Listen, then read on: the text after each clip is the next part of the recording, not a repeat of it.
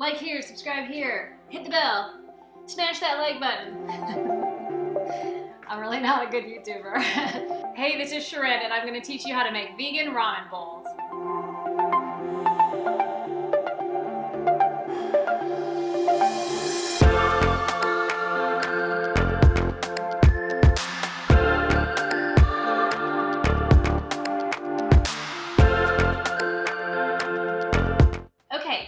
Ramen noodle bowls, we have everything already laid out. I sauteed up some tofu. This was pre-marinated from the Hodo Foods brand, but you could do regular plain tofu with soy sauce and just saute it in the pan. I sauteed up some zucchini just for a couple minutes in olive oil in a saute pan.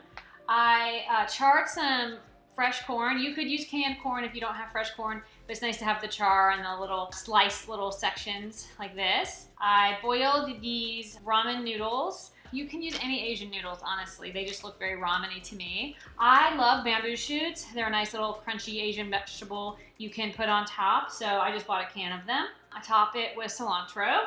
I sauteed up some onions and spinach. So really, I mean, ramen is kind of like a clean out your fridge meal. You can take whatever veggies are about to go bad, throw them in the broth, throw them on top, and make people eat them. Now, let me talk about some weirdo ingredients.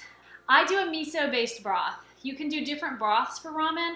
Mine is a vegetable broth with red miso paste added in. You can tell I need to order more because I just used up my last bit, but I added 2 tablespoons of red miso paste and the vegetable broth and the vegetable bouillon, and that's my broth. My whole family really loves seaweed, so this is just these little dried pieces of seaweed. I don't even see an English word on here, so I don't know what to tell you to look for. It says nori or something else. In the Asian store, literally there's like an entire aisle for seaweed. But these are tiny little dried pieces that you can add to broth, and a little bit goes a long way. Like for my whole broth bowl, I just did 2 tablespoons of this dried seaweed, and that's plenty. The ingredients are, English, seaweed.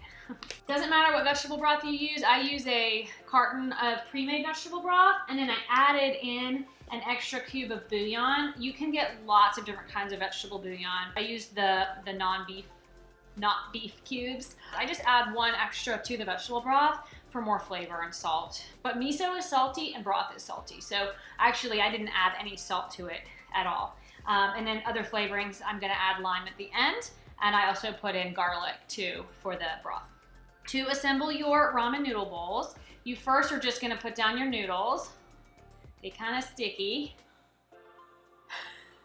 It's a little bit gross, but this is probably enough for like 4 ramen bowls. This package of noodles, pardon me using my hands, that's enough. I used about half of the package for these 2 ramen noodle bowls, and I'll use these for 2 more. And there's 4 of us in my family, so that works out perfectly. And then you want to top it with your broth and then everything else on top, and so you just get that delicious like boodle bowl effect.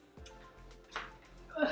This is my broth. Now, I'm sure some people are more purist about the broth just being kind of liquid and that's it. What I do to make the broth have a lot of extra flavor, I sauteed in vegetables first. So carrots, onions, cabbage. Honestly, I just put cabbage in there because I'm trying to use it up. But it's a good little broth vegetable. And then I also put the seaweed in. You can see like 2 tablespoons of seaweed goes a long way when you reconstitute it. So now with your ramen bowls, you're just gonna spoon over, about 1/4 of your broth. So you can see that you get lots of good stuff in there, and then you want some just a liquid here, okay? Once you get all your broth in and veggies in like this, then you just start topping it with the good stuff. You just make it pretty. You try to show your little charred corn. Want to put some veggies on.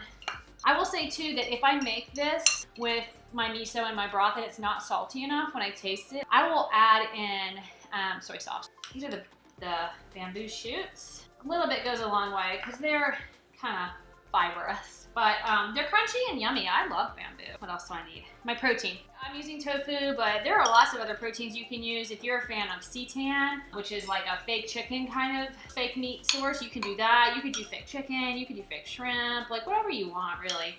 Onions in my spinach. Really could have done like some seasoning on this. I didn't. I mean, garlic and soy sauce is really good on sauteed spinach. Just, you know, making it pretty.